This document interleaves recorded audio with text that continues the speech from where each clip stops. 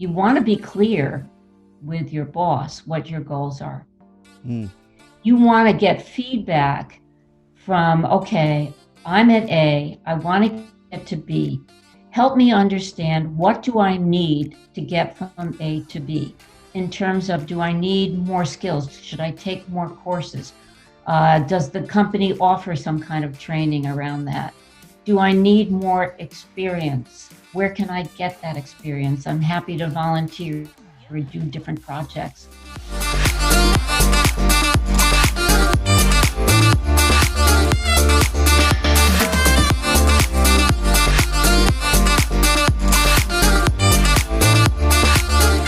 This is the Workplace Therapist Show, and of course, I'm your host, Brandon Smith, and the entire purpose of the show is one singular thing, and that is to help you have better conversations at work and form healthier relationships at work.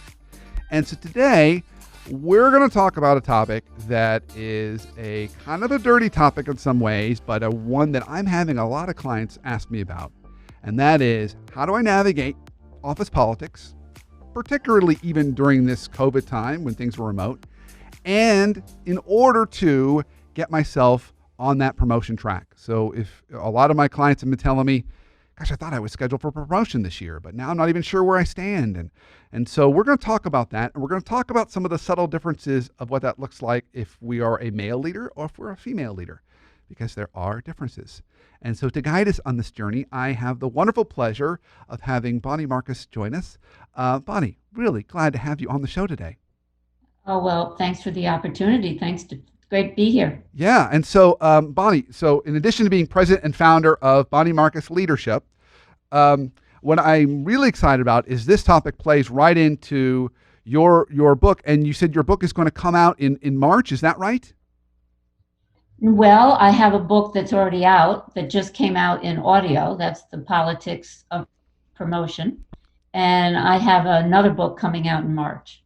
And are you ready to reveal the name of the book in March, or is that still top secret? I am. Okay, tell us, what's that one? So the title is Not Done Yet: How Women Over 50 Regain Confidence and Claim Their Workplace Power. Nice, beautiful. You know, I saw, and this was probably 10 years ago, but it was a Harvard Business Review study, and the writers in the study, and they had said, we don't do a good job in corporate America of identifying high performers and high potentials, the next rung of senior leaders. We tend to target kind of that early 40s is when we tend to tap people. And so it's usually males, because there are some female leaders that have maybe taken a pause to spend time with family or have slowed down their careers. And they said we would be much better off to target in the early 50s to mid 50s because we'll get much more of a pool of female leaders. And so that was kind of the recommendation of the article. I thought that was really fascinating. Wow, we need to really push that article, because the research that I've done for the book shows that women start to get marginalized and sidelined when they reach their 50s. Yeah. And that was in the exact opposite argument. It's like, that's when you should actually be targeting, because kids have moved out of the house and there's just a different level of ability to kind of really want to go for those senior roles. So it was. I totally agree with that. Send me the link. Yeah, I will. It was. I thought it was a great article. So for our topic today, I want to talk about politics, promotion. But before we do that, I'm really excited about kind of having you on as a guest. I would love for you to share with my audience a little bit more about you. Tell us a little bit more about what you do today and even how you got there. How I got here. Interesting journey, because I am actually trained as a teacher. I have a master's in education, and I was teaching kindergarten. Wow. When I got a divorce and I had two little kids, and I was like, wait a minute, this isn't going to pay the bills. So I applied for a job as a medical secretary, because I wanted something, Brandon, that was like 9 to 5. Yeah. You know, I wouldn't have to do homework or anything, and I could spend time with my kids. And well, I got turned down for that job, but I must have made some kind of impression, because 2 weeks later they called me back and they said, we're opening up this joint venture with 30 docs and a management company. We want an outpatient cardiac rehab center, and the management company is looking for somebody to run it. Would you be interested? Wow. And So this is one tip. Never say no to opportunities, even though you're not qualified, because I was not at all qualified. I don't think I had a really good handle on my own personal finances at the time, let alone run an operation. But I went to the interview and I let them know how passionate I was about cardiac fitness. I was an aerobics instructor, so I was passionate about this. And I came from a medical family. Doctors didn't intimidate me. Oh, great. Also, my father had had a heart attack when he was pretty young, like 57. So I was aware of this cardiac rehab and the importance of all that. I mean, long story short, they took a chance on me and they gave me this job and they trained me. And in a year and a half, I was running 11 centers like that up and down the East Coast. So that Wow. was my entry into the business world. I learned business on the job. And then, over a series of years, I went from cardiac rehab into home health care. I ended up running a national company for ServiceMaster Mm. that had a mixed portfolio of hospice and home health, joint ventures with physicians.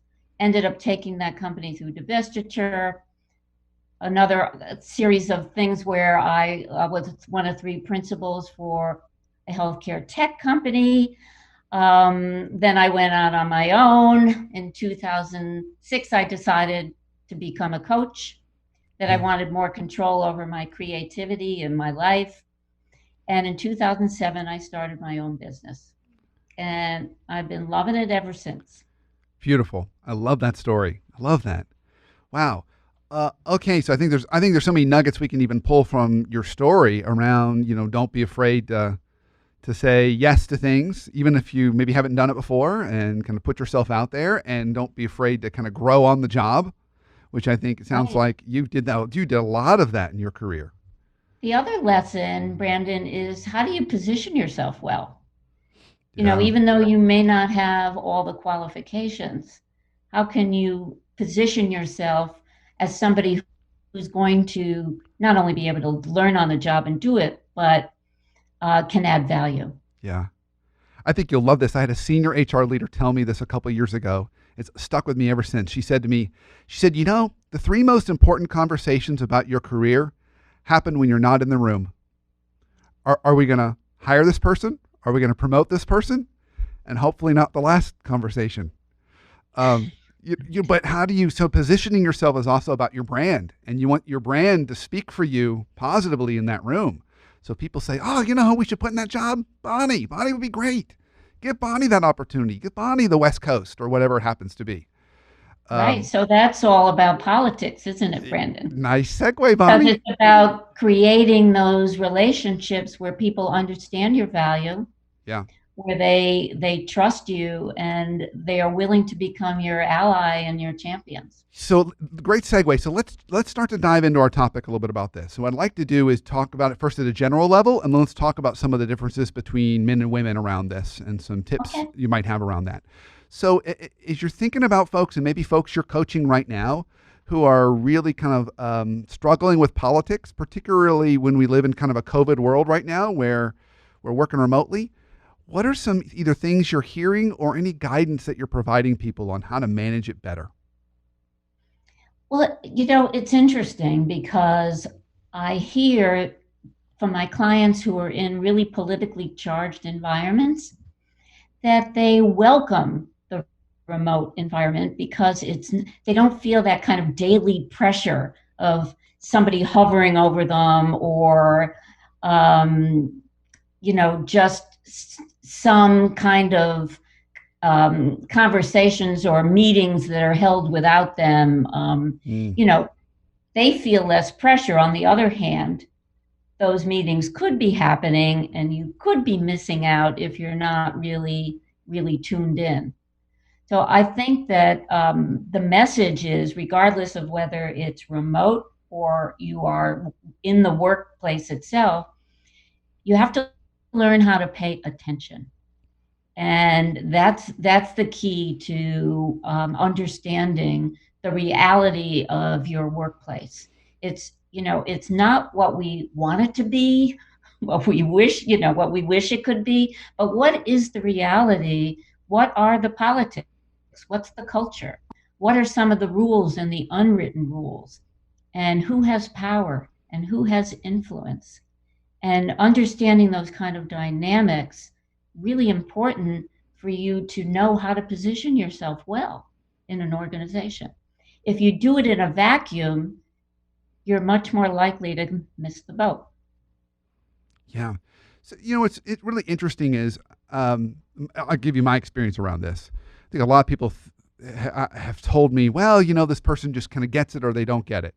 I actually think this doesn't come natural to anybody. I think you kind of learn it, particularly starting in your 40s. You start to kind of notice some of the stuff a little bit more. So it's something that can be learned.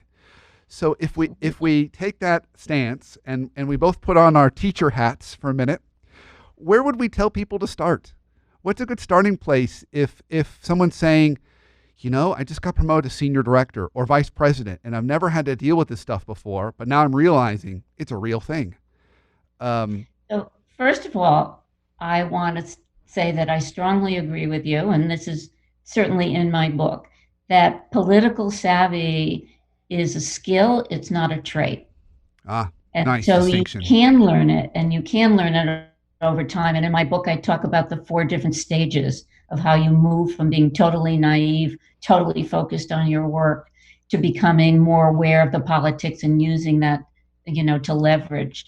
Um, I think the first step is to really assess where you are. And I do have a political skill assessment. And if you want, I can give you the link That would be that amazing. your listeners Be great. can take that and understand really where they are and exactly where they need to improve.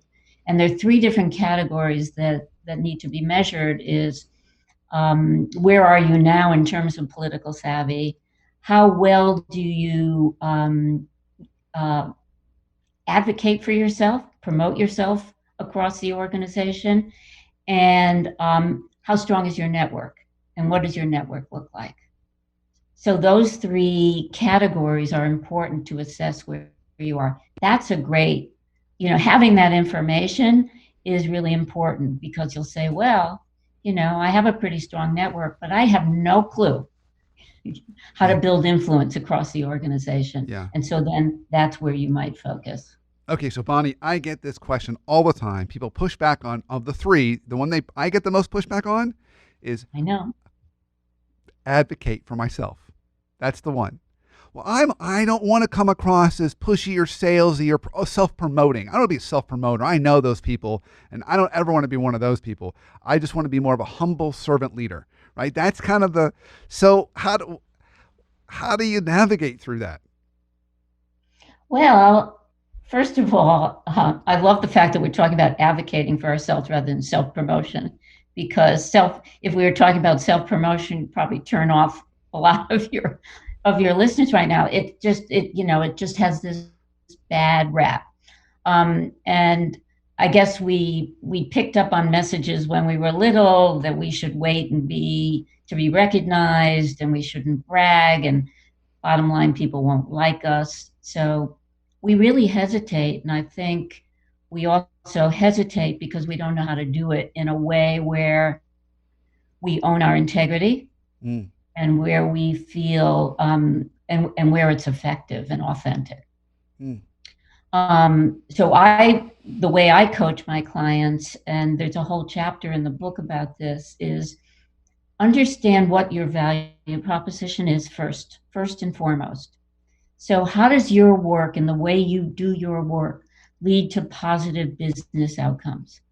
And when you understand that, Brandon, then you can position yourself in the organization as someone who can help the business, your manager, your department reach their objectives based on your work. And I just find, especially with women, that it helps to not do it like an elevator pitch where you come in and I. Rather, you're talking about your work and you're talking about how your work can benefit the organization and how that leads to positive results. It's a nice distinction there. Sometimes that helps bridge that gap where I don't want to do it. I can't do it. But I find that when I'm working with clients and we go through some exercises to understand a value proposition, when they really get it, they're like, oh, it's an aha moment because it's not your job description. Um, and so that's the best way I feel that you can advocate. I love that. And I love that kind of taking out that I part that makes people so uncomfortable and talking about And my it is work. in service. It is in Yeah. service of others. Yeah, it is. And I think you and I are I mean, it sounds like we are so much on the same page around this. One of the things that I find helps people sometimes reorient themselves is I'll say to them, don't think of your boss as your boss anymore. Think of them as your number one client. And you're providing a service to her or him. And if you're viewing them as a client, how might you engage them differently? Whether that's, making sure you're regularly communicating status updates, managing their expectations, and also making sure that you're, providing value to them so they continue to renew your contract. Because after all, Exactly. When that's what we when you want. talk about how to build influence across the organization, that's how you do it. As you build relationships with people in different positions and at different levels across the organization, you want to know what they're hoping to achieve. You want to know their objectives, you want to know their challenges, and it's very powerful to be able to use your value proposition to help them see to help you understand how you can help them, and then you communicate that. Okay, beautiful. All right, so we're about to roll to break. When we come back from break, I've got two questions for you, Bonnie. Okay, so I'm giving you a heads up. Here are my two questions. The first one is, Okay. It's on another one of your big categories, network. So one of the pushbacks I get often on network is, well, I know I should talk to my CEO, but if I talk to my CEO, my boss is going to be mad, so I probably shouldn't do that. So kind of like, how do you network a level or two above you and navigating the politics around that? So I want to get your thoughts on that because I think that's a sticky challenge for a lot of us. And the second one that I want to pivot into is difference between men and women and how they maybe need to navigate some of these things and what are differences that they might need to either address or consider as they're moving through this. So those are my two big questions for you when we come back from break. Okay, great. All right, excellent. And so stay tuned. We'll be right back.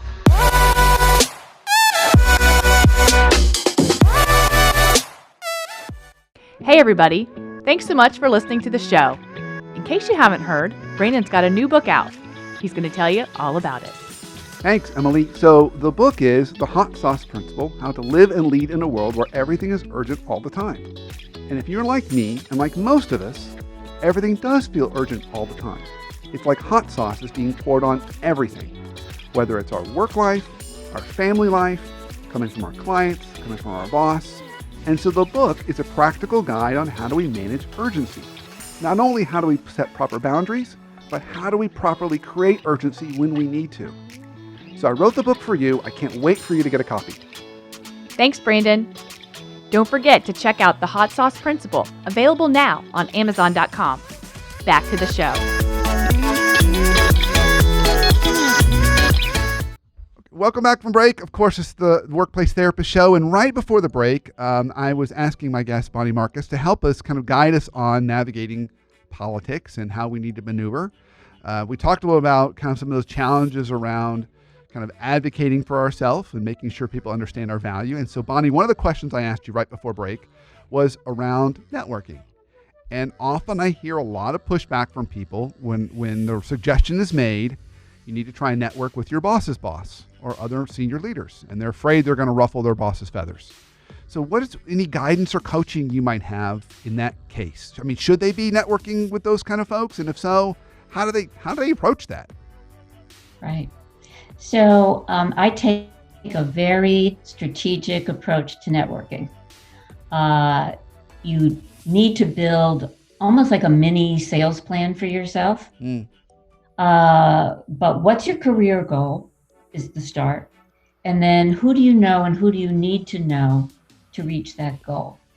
And you identify key stakeholders, decision makers, influencers, but also what I call connectors, or strategic types of contacts.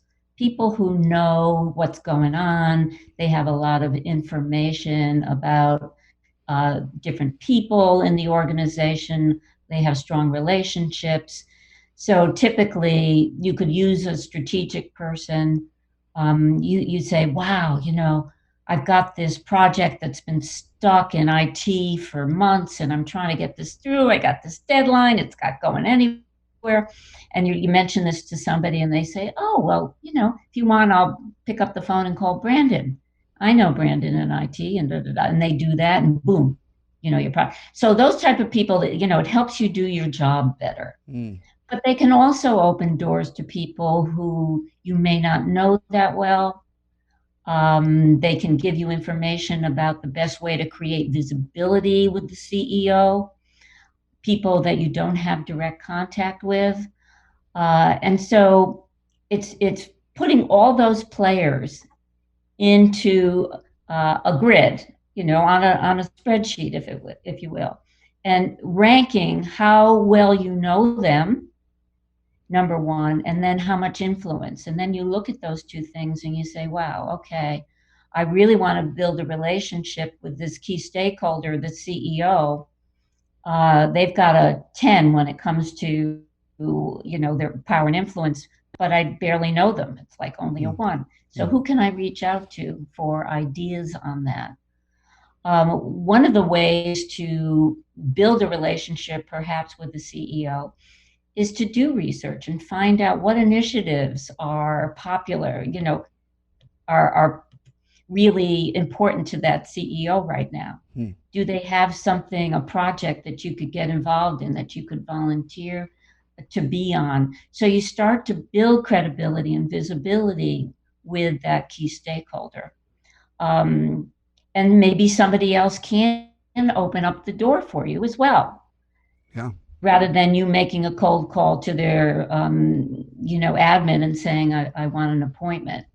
You can also, and I would highly recommend that you tell your boss that, here's your career goal, and you're looking to build a presence across the organization and build influence. What's their suggestion?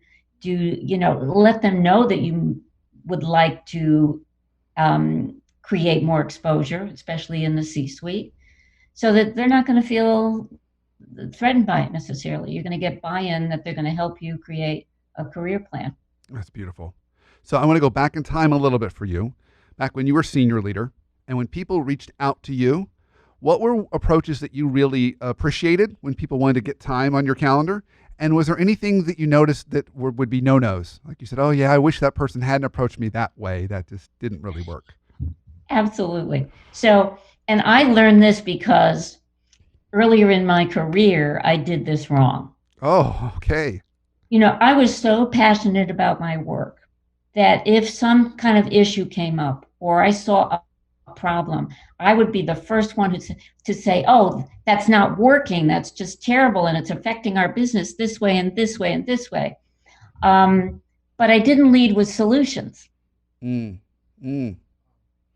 somebody, one of my managers, this was early in my career, brought my awareness to that.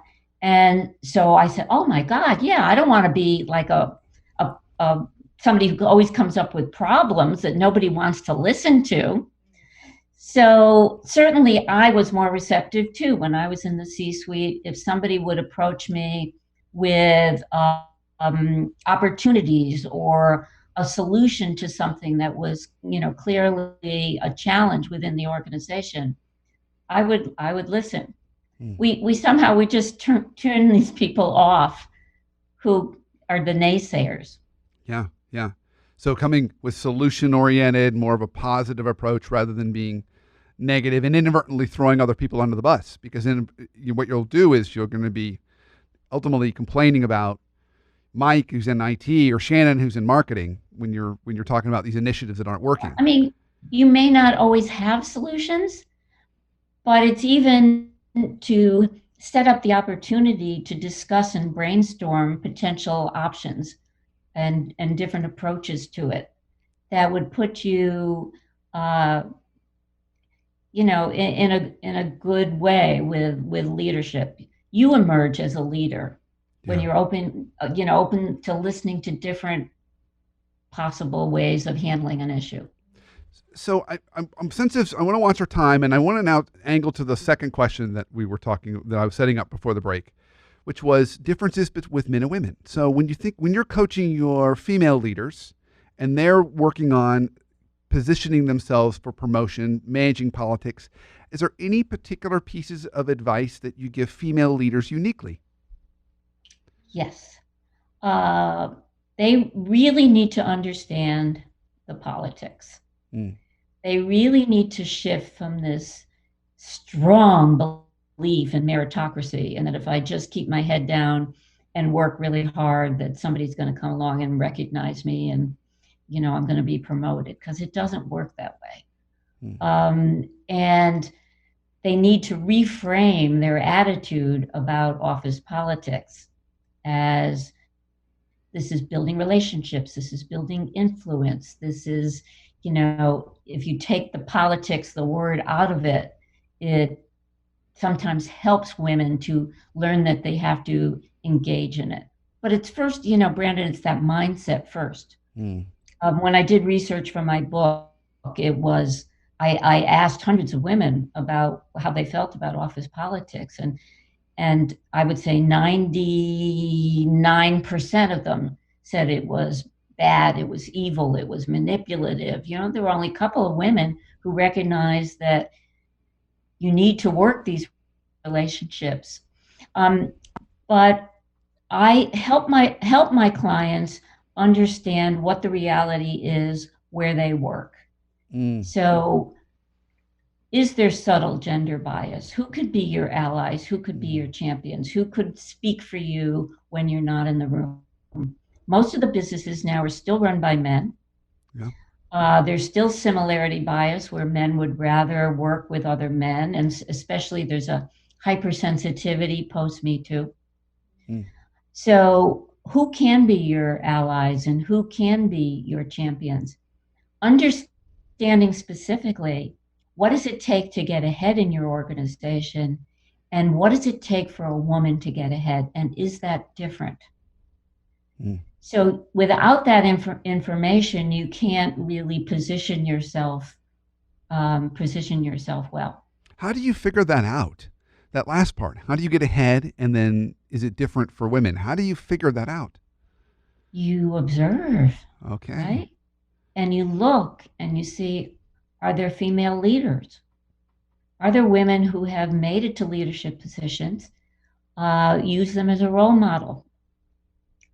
How did they get there? What kind of relationships do they have? What kind of work are they doing? What kind of clients are they working with? What's their communication and leadership style? Yeah. Maybe even how do they dress?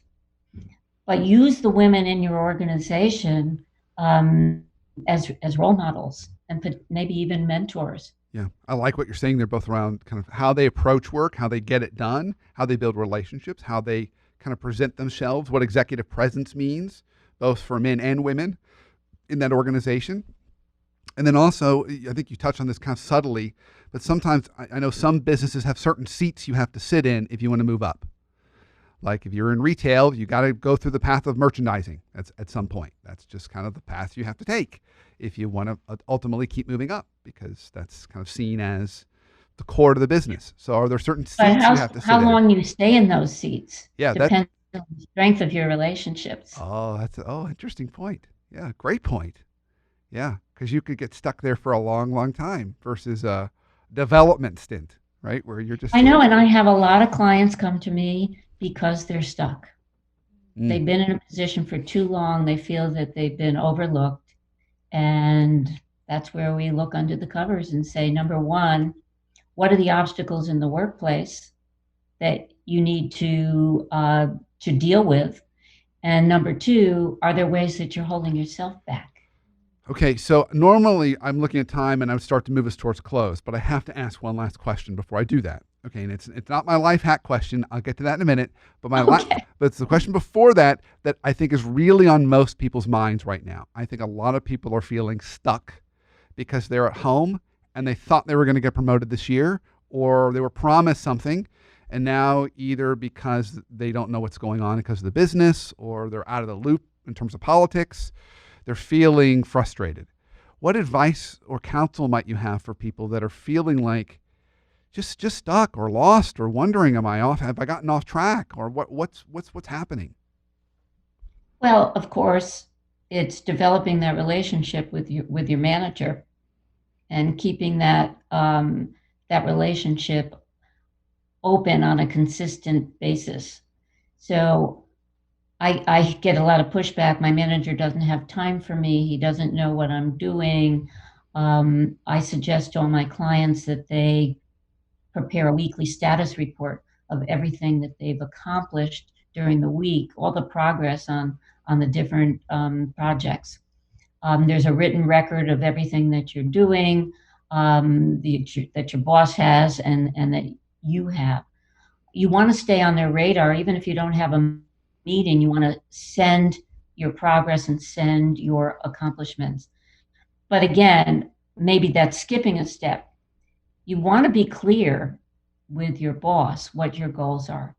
Mm, You want to get feedback from, okay, I'm at A, I want to get to B.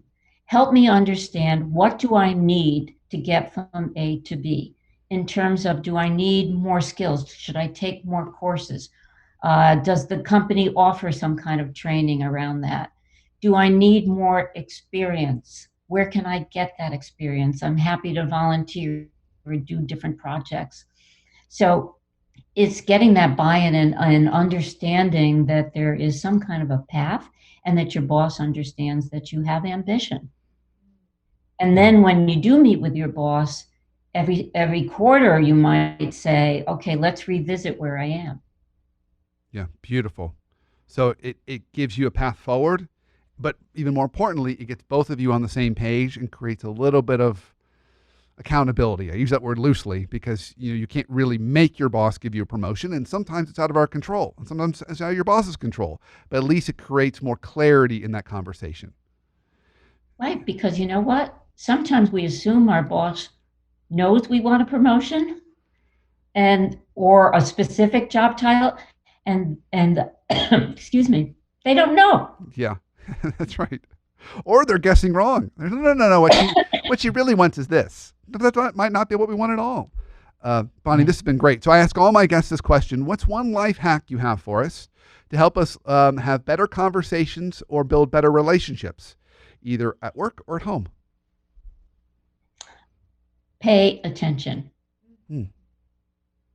and that's being present. Understand, be sensitive to people's body language, to what they're saying, to what they're not saying. Sorry. I Yeah. would say that that's the key to building a relationship. Um, it's having that kind of emotional intelligence, really. Yeah. And you said something subtle that I often don't hear enough of. We often talk about being present, and we'll hear people talk about that. And you said that in there, but you also said pay attention to what they're saying and not saying. So sometimes we don't always pay enough attention to the unspoken things, or the things that, oh, it's interesting. She didn't mention this, or he didn't mention that. That's curious. So noticing those things, that's great. Well, if people want to learn more about you, the work you do, buy a copy of your book, get ready for your next book, where can they go? All that. All that. My website is bonniemarcusleadership.com. My book, The Politics of Promotion, is on Amazon. It's also on Audible now. I also have a podcast, Badass Women at Any Age, which is on Apple and wherever you listen to podcasts. Fantastic.